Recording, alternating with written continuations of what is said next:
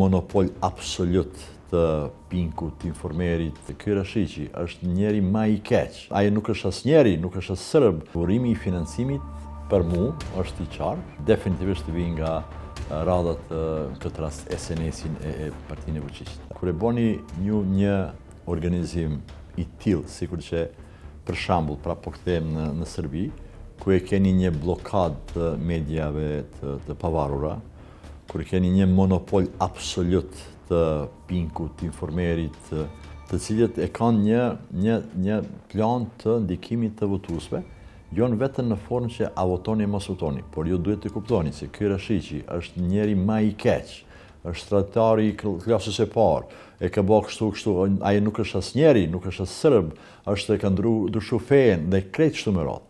Dhe tash njerëz normal nuk e pranojnë, por problemi është që kur ju bombardoni për çdo ditë, për çdo deklarat që e bën ja Vučići, ja Petkovići, ja Lista Srpske, është i njëjtë, me modelin e njëjtë.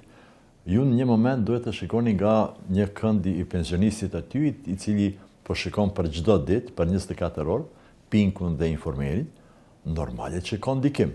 Dhe siç ka thënë Gebelsi, mos gabosha, një gënjeshtra nëse përsëritet 100 herë bëhet vërtet. Ashtu në njëjtën formë po ndodhet edhe këtu te na.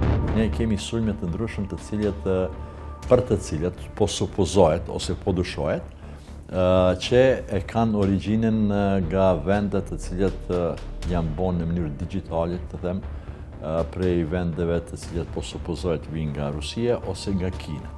Tash ne kuptojmë që bota globale ju mund të angazhoni një haker kudo qoftë që është, por burimi i financimit për mua është i qartë dhe vjen nga struktura që ju komprend më herët, të cilat definitivisht vijnë nga radhat këtë rast SNS-in e Partinë e Vučićit. Këta të Listës Srpske, sikur janë proces lokal, duke nisur prej krejt ata për shembull që tani deputet, nuk guxojnë ose nuk i lejojnë Beogradi që të bëjnë asnjë deklaratë.